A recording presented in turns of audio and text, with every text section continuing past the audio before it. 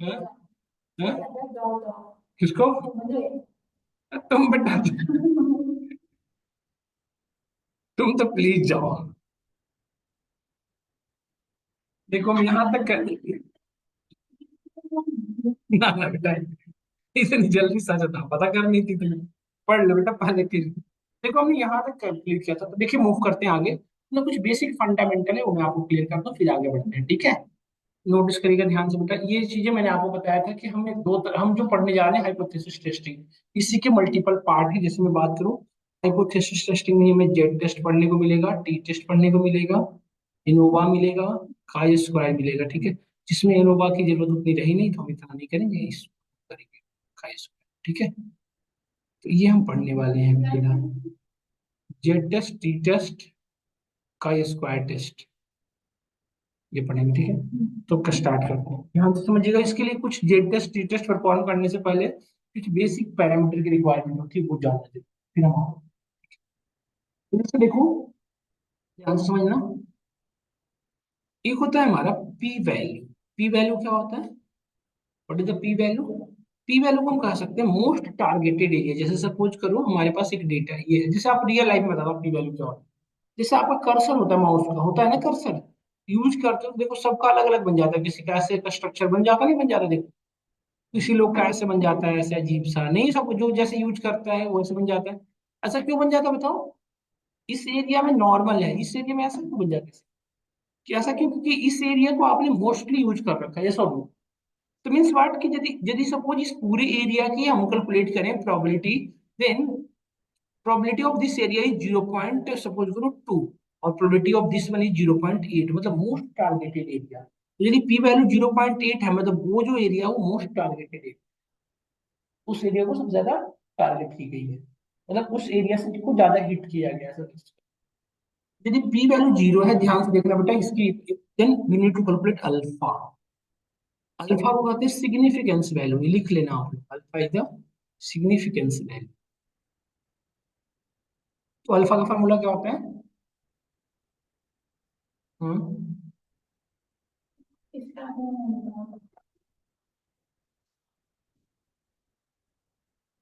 1 - alpha. तो alpha is equal to 1 - P value हो सकता है ना, ये सॉल्व, ये दोनों निकल जाएगा। सपोज करो अब हमारे पास एक डेटा है, देखो सपोज करो डेटा का डिस्ट्रीब्यूशन फ्लो है, that look like something this, कुछ ऐसा दिख रहा है। इसकी अल्फा की वैल्यू 0.5 है, सपोज 0.05।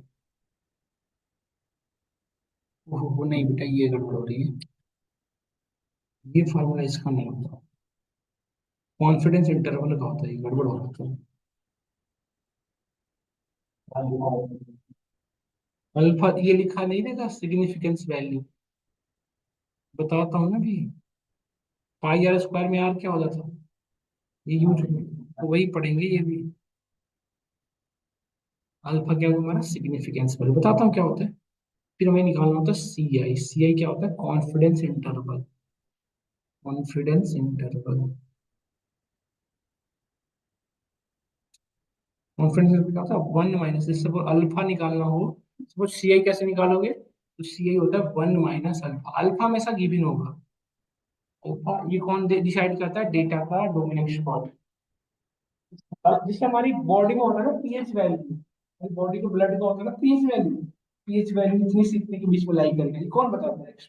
डोमिनेंट स्पॉट होते हैं जो डॉक्टर्स वगैरह बताते हैं, या सेल्स की बताते हो ना कि इसकी यहाँ से यहाँ तक का रेंज होता है। उसी तरह से अल्फा क्या है? सिग्निफिकेंस, वो डेटा के डोमेन को भी यहाँ पर डिसाइड होता है कि इस डेटा की डोमेन क्या है। तो अल्फा हमेशा गिवन होता है, जो डेटा साइंटिस्ट होते हैं वो हमें प्रोवाइड करते हैं, है ना।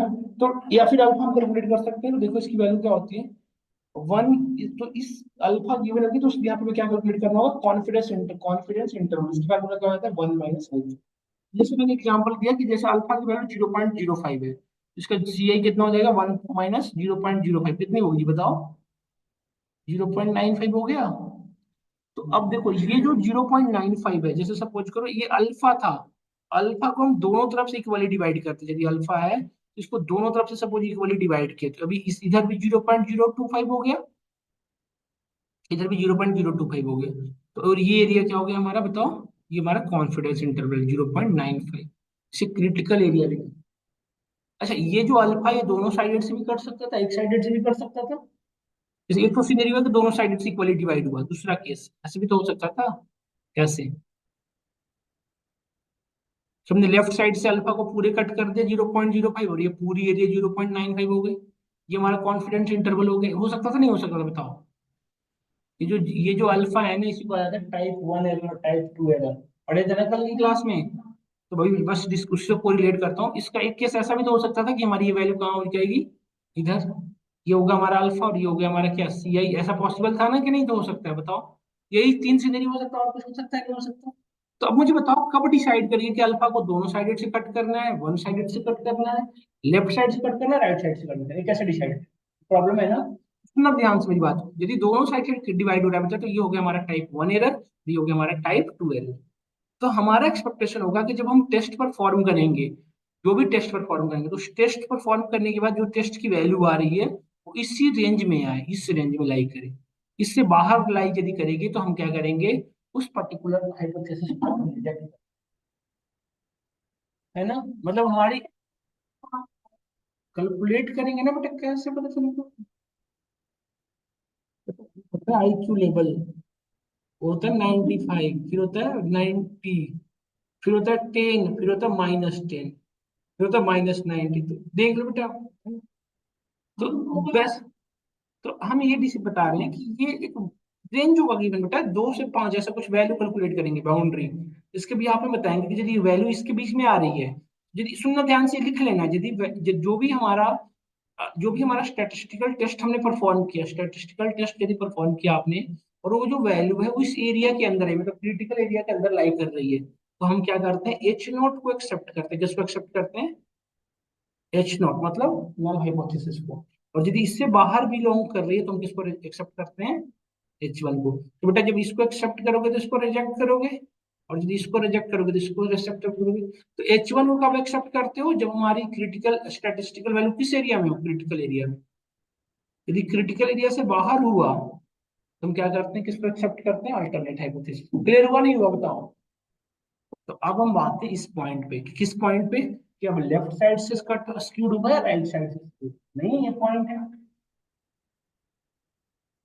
देखो डेटा के ना डोमेन में गिवन होगा। यदि डेटा, जब आप क्वेश्चन स्टेटमेंट पढ़ोगे ना, प्रॉब्लम स्टेटमेंट, तो प्रॉब्लम स्टेटमेंट को पढ़ के हमें पता चल जाएगा कि दोनों साइडेड से डिवाइड करनी है, एक साइडेड से डिवाइड। समझ गए?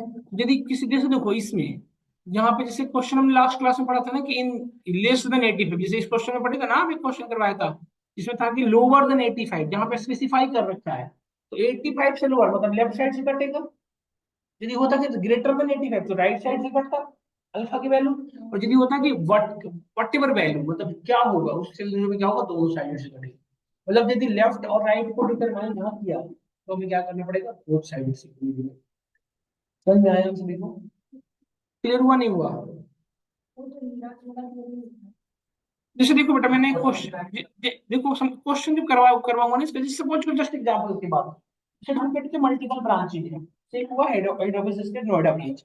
तो जैसे नोएडा ब्रांच जो है इसकी, सपोज करो नोएडा जो ब्रांच है, उस ब्रांच की जो प्लेसमेंट रेट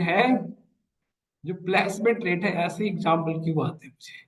प्लेसमेंट रेट है सपोज करो 0.9 है, ठीक है? अरे बेटा 90% समझना, 0.9 का मतलब।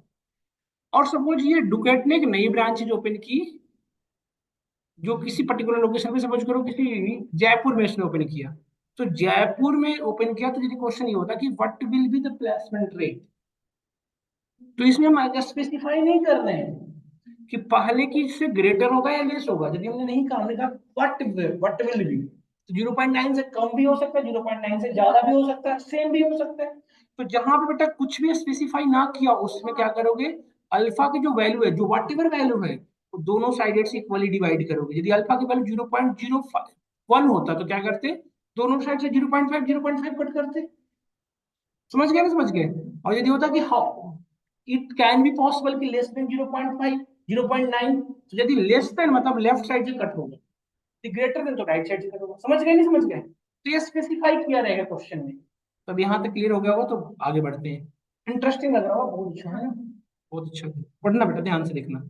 अब देखो ये सब बात तो बहुत अच्छा था, बट अब ओवरऑल पूरी की पूरी बात कहाँ पे आकर रुक रही है, इस पॉइंट पे, किस पॉइंट पे, इस पॉइंट पे बेटा। देखो आज की क्लास छोड़ देना स्नेहा, समझो कल नहीं समझ आएगा बेटा, क्योंकि ये बहुत टिपिकल की ओर मूव कर रहा हूँ मैं, ये पिक पे जा रहा है। तो देखो ये जो बाउंड्री है ये हमें कैलकुलेट करना पड़ेगा ना बेटा, यस और नो। ओवरऑल बात इसकी है कि इस क्रिटिकल एरिया में लाई करेगा, तो क्रिटिकल एरिया में लाई करेगा। हमें ये तो पता है कि सपोज करो हमने अल्फा आपको गिवन होगा 0.05, तो इस भी यहाँ पे आपने पता कर लिया कि 0.05 ये है, 0.025 ये है। बट आप ये कैसे, 0.025% है ना बेटा, ये 0.95 ये परसेंटेज में है। तो 90 ये कैसे, ये हमारे पास तो कोई फिक्स वैल्यू होगी ना, लाइक होनी चाहिए ना 2 से 5 के बीच या 50 से 100 के बीच, तब ना हम पता कर पाएंगे। तो हमें अभी इस बाउंड्री को कैलकुलेट करना पड़ेगा। नहीं, यहीं पे प्रॉब्लम आकर स्टक हो रही है। चाहे किसी भी केस होती, चाहे देखो ऐसा होता या इधर में से कोई भी केस होता, तो बाउंड्री को कैलकुलेट करनी पड़ेगी ना बेटा हर केस में, यस और नो। तो इसके लिए भी कैलकुलेट करना पड़ता है कुछ few of the fundamental thing, वो हम डिस्कस कर रहे हैं। सुनना ध्यान से मेरी बात, सुन रहे हैं सब लोग ध्यान से। तो देखो बेटा हमारे पास ना पॉप, देखो हमारे पास सैंपल का मीन गिवन होगा। हमारे पास सैंपल का क्या गिवन होता है, मीन, एक्स बार गिवन होता है। और हमें एक्सपेक्ट, हमें कैलकुलेट, हमें क्या मतलब हमें क्या एक्सपेक्ट करना होता है, पॉपुलेशन का मीन। सपोज का एक जस्ट एग्जांपल की बात कर रहा हूँ, जैसे हमने आपको सैंपल का मीन प्रोवाइड किया, इस सैंपल का मीन एक्स बार है, और मैं आपसे कह रहा हूँ कि इस सैंपल का जो मीन है वो पॉपुलेशन के मीन के बराबर होगा, ऐसा मैं, जैसे सपोज हमारे पास मैंने मैंने आपको सैंपल का मीन बताया कि 4.5 था। इस भी यहाँ पे आप कह रहे हो कि जो पॉपुलेशन का भी मीन होगा ना सर, 4.5 हुआ होगा। बट ये आप कह रहे हो कि 4.5 होगा, बट रियलिटी ये है कि वो कितना है, पॉसिबिलिटी है। तो ये 4.5 और 5 के बीच में बेटा कुछ माइनर डिफरेंस चल रहा है ना, ये सब हम एग्जैक्ट के पास नहीं, एग्जैक्टली हो नहीं सकता, बहुत रेयर चांस है कि हो जाए। तो एग्जैक्टली नहीं होगा तो नियर बाई तो होगी ना वैल्यू। तो ये जो बीच में जो एरर्स है, इसको कहा जाता है मार्जिन ऑफ एरर, इसको क्या कहते हैं हम। तो इस मार्जिन ऑफ एरर को क्या करना पड़ेगा, बढ़ाना पड़ेगा, घटाना पड़ेगा। हमारा मेन मोटो क्या होना चाहिए कि मार्जिन ऑफ एरर जितना हो सके कम हो। तो कम होगा तो हम नियर बाई पहुंच पाएंगे, तो इस मार्जिन ऑफ एरर को डिक्रीज कराएंगे, समझ गए ना। और किस भी यहाँ पे हमारे पास यही गिवन होगा, म्यू नहीं गिवन होता है, हमारे पास हमेशा सिंपल होगा, पॉपुलेशन गिवन। समझ गए नहीं समझ गए, तो इस भी यहाँ पे मैं फार्मूला कैलकुलेट करता हूँ, देखना यहाँ पे ध्यान से। इसके भी यहाँ पे जो कैलकुलेशन होगा ना, कॉन्फिडेंस इंटरवल जो कैलकुलेट होगा उसका फार्मूला ही होता है 1 - अल्फा वाला, नहीं पॉइंट वाला। एक तो कॉन्फिडेंस इंटरवल का फार्मूला भी लिखे 1 - अल्फा। अब हम इस पॉइंट कैलकुलेट करने की बात कर रहे हैं, इसकी बात कर रहा हूँ मैं, इसकी पॉइंट कैसे कैलकुलेट करोगे। तो इसके लिए मैं ये लिख रहा हूँ, ध्यान से देखना। इसका फार्मूला ये होता है एक्सपेक्टेड वैल्यू माइनस, लिखना आ रहे हो ना जो लोग, मैं भेजूंगा नहीं recording, plus minus margin of error.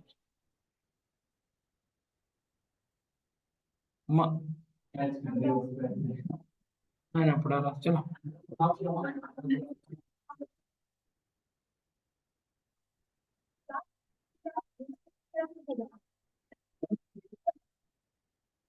मैं तो पढ़ाऊंगा, बेटा इससे समझना है।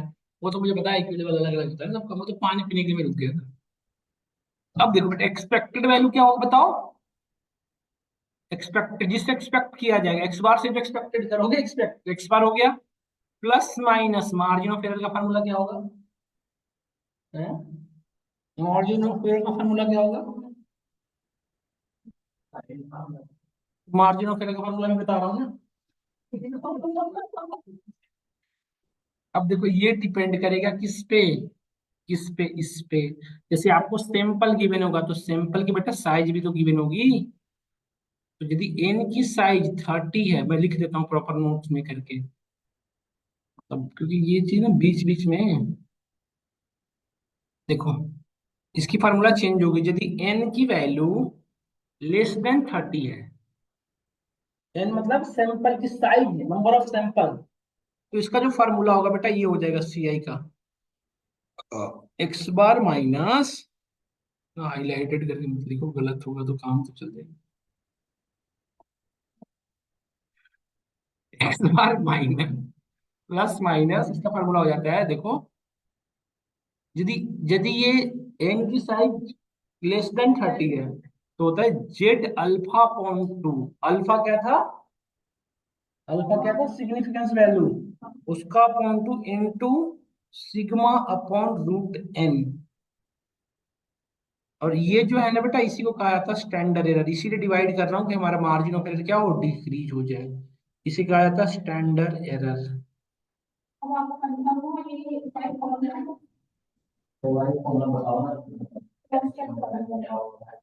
क्या हो रहा है, मतलब बता रहा हूँ ना, रुक, परेशानी हो जाओ, अभी ये बता दो क्या बताना है इसमें। अब देखो, ये प्लस माइनस दोनों को रिप्रेजेंट कर रहा है, मतलब प्लस माइनस दोनों को रिप्रेजेंट कर रहा है, मतलब एक माइनस ये निगेटिव लोअर वैल्यू को और अपर वैल्यू दोनों को बियॉन्ड में चलेगा ना। तो देखो अपर वैल्यू का फॉर्मूला क्या हो जाएगा बताओ, अपर थ्रेशोल्ड या अपर फेंस। अपर थ्रेशोल्ड का मतलब क्या हुआ बताओ, अपर थ्रेशोल्ड का मतलब क्या हुआ, अरे अपर थ्रेशोल्ड का मतलब हुआ ये वाला पॉइंट, लोअर वाला मतलब इधर लेफ्ट वाला। इसका फॉर्मूला हो जाएगा बेटा अपर थ्रेशोल्ड का, देखो X bar plus Z alpha. अरे जेड स्कोर कल पढ़ नहीं रहे थे, वही तो जेड है ये।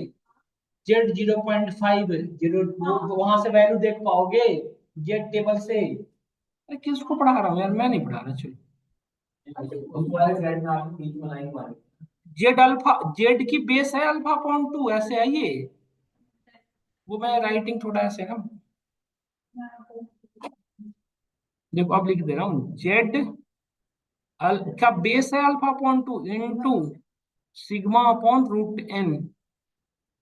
इसको ऐसे लिख लेना, ये हमारा मार्जिन ऑफ एरर है। सिग्मा क्या था,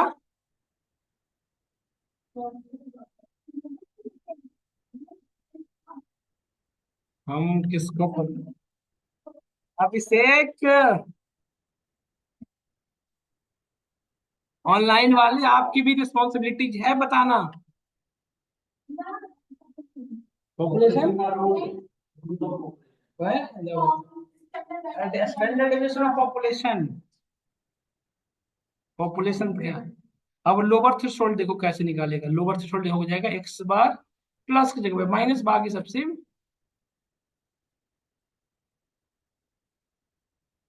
बस सेम। अब निकल जाएगा ना दोनों बाउंड्री, ये सॉल्व, ये वैल्यू निकाल बता। हाँ? ये अपर थ्रेशोल्ड हो गया, ये लोअर थ्रेशोल्ड हो गया। अपर थ्रेशोल्ड कहने का सेंस मेरा इससे, मैं यहीं पे बना देता हूँ, वहां पे क्या बनाऊँ, यहीं पे बना देता हूँ। अपर थ्रेशोल्ड कहने का मतलब ये हुआ हमारा कि ये अपर वैल्यू, ये लोअर वैल्यू। ये हमारा लो अपर वैल्यू यहाँ से कैलकुलेट कर लेंगे, यहाँ से लोअर वैल्यू कैलकुलेट करेंगे, तो ये वैल्यू कुछ ना कुछ आएगी ना, कैलकुलेट होगी। तो ये बाउंड्री डिसाइड हो गई हमारी, या तो इधर या इधर, ये बाउंड्री डिसाइड हो जाएगी। तो अब हम टेस्ट परफॉर्म करेंगे, हम पहले बाउंड्री डिसाइड कर रहे हैं, तब टेस्ट परफॉर्म करेंगे। यदि वो टेस्ट की वैल्यू इस एरिया में लाई करेगी, एच नॉट को एक्सेप्ट करेंगे, यदि नहीं इस एरिया में लाई करेगी तो फिर किसको एक्सेप्ट करोगे, एच वन को, अल्टरनेट हाइपोथेसिस को, यही तो पढ़ रहे थे हम, ये सब लो। तो अब देखो ये तो था कब, जब एन की साइज लेस देन 30, वो हमेशा लेस देन 30 होगी, इसकी कोई श्योरिटी है। इसकी क्या, तो फिर क्या होगा, एन की साइज ग्रेटर देन, इस केस में क्या करोगे आप, इस केस में क्या होगा, इस केस में हम ये जो फार्मूला है ना बेटा एज इट इज रह जाता है, बस चेंज क्या होता है इसको देखो, इसको फार्मूला में सब कुछ सेम रह जाएगा, बस चेंज होगा X bar plus minus alpha की जगह पे टी हो जाएगा, T alpha upon into sigma upon root N.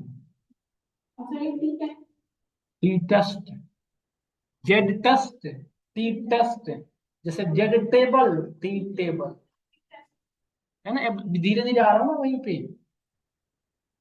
तो अब इसमें भी वही अपर से छोड़, लोअर से छोड़, ये कैलकुलेट फार्मूला लिख लोगे या लिखना पड़ेगा, और क्या, बस टी जेड जहाँ है वहां पर टेस्ट टी हो जाएगा।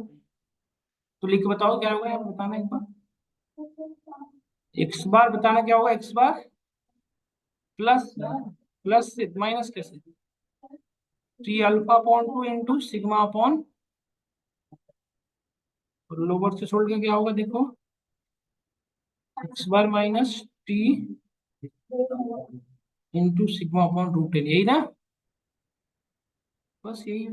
ये इससे, तो अब तो ये बाउंड्री डिसाइड हो गया, अब हमें वो स्टेटिस्टिकल वैल्यू टेस्ट कौन सा परफॉर्म करोगे, तो ध्यान से देखना, यदि ये है एन की साइज ये है तो हम क्या परफॉर्म करते हैं, जेड टेस्ट। और यदि ये है तो हम क्या परफॉर्म करते हैं, टी टेस्ट। अब हम टी टेस्ट और जेड टेस्ट परफॉर्म करके देखेंगे, यदि वैल्यू जो आ रही है, जिस जेड टेस्ट परफॉर्म करोगे तो वैल्यू आएगी, और वो वैल्यू को चेक कर लेंगे कि अपर और लोअर थ्रेशोल्ड के बीच में है या नहीं। यदि है एच नॉट एक्सेप्ट होगा, यदि नहीं है तो ये एक्सेप्ट होगा, उनमें से कोई एक्सेप्ट होगा। समझ में आया नहीं आया? तो ऊपर बात किस पे आकर रुक रही है, जेड टेस्ट और टी टेस्ट। अब जेड टेस्ट का इक्वेशन क्या होता है, टी टेस्ट का क्या होता है, यही ना, यही तक रही ना बात ओवरऑल।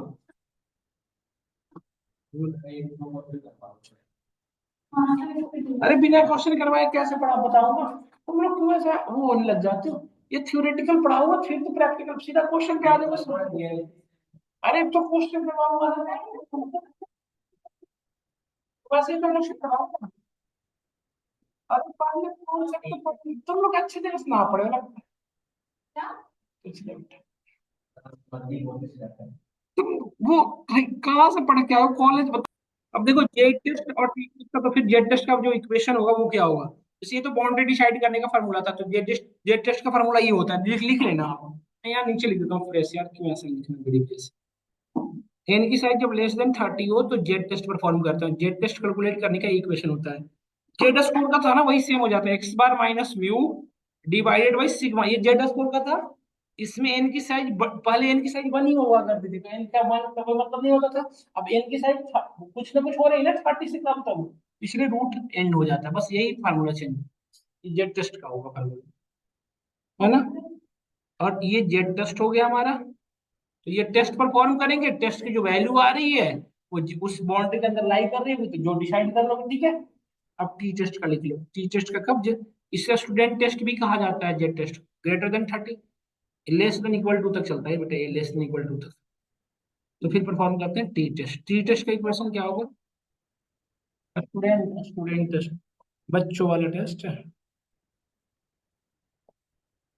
इसका फार्मूला होता है एक्स बार माइनस म्यू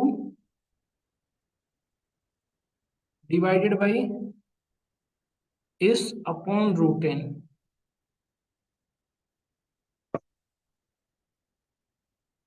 इसमें सिग्मा गिवन नहीं होता पॉपुलेशन पर, ठीक है, तो ये टी टेस्ट का है, ठीक है, ये दोनों तो ये आप लिख लेना, हम यही पे। तो रावण मारा गया और सीता जी के मैं तुम्हें पढ़ाना बंद कर सकता हूँ इस भी, आप पे जीएसटी अलग लगा लूंगा। बेटा ये स्टैंडर्ड डिविएशन पॉपुलेशन का था, ये सिंपल का था। 1 मिनट ना पढ़ते अभिषेक। और म्यू क्या है बताना, म्यू,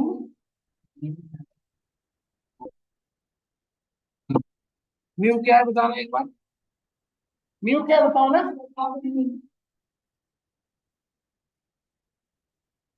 ये पॉपुलेशन मीन है ना। तो नेक्स्ट क्लास में बेटा यहीं से आगे बढ़ेंगे, आज यहीं पे मैं वर्क कर रहा हूँ। हम्म। तो ये इस पे इतना थ्योरेटिकल पढ़े हैं हम, इस पे प्रॉब्लम स्टेटमेंट से 15 मिनट बच रहा है, कहो तो एक प्रॉब्लम करवा ही दूं, या आप चाहो तो घर चले जाओ कल पढ़ लेना। इसके भी आप मैं कल की क्लास में कराऊंगा, ठीक है, प्रॉब्लम स्टेटमेंट। तो ट्यूसडे को जो कमिंग होगा ना हमारे ट्यूसडे को, तो उसमें हम टी टेस्ट के 2 प्रॉब्लम, जेड और टी के भी आप 2 प्रॉब्लम कर लेंगे, और फिर हम कर लेंगे फिर चलेंगे काई स्क्वाड टेस्ट में, फिर खत्म। और इसको प्रैक्टिकली इंप्लीमेंट करवा लेंगे फिर पाइथन से, खत्म हो गया। मतलब ट्यूसडे पे टेस्ट तक खत्म। कौन कौन वाली,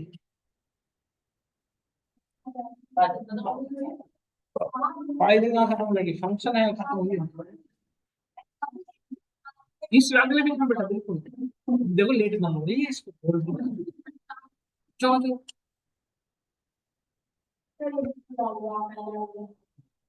कौन सी वाली,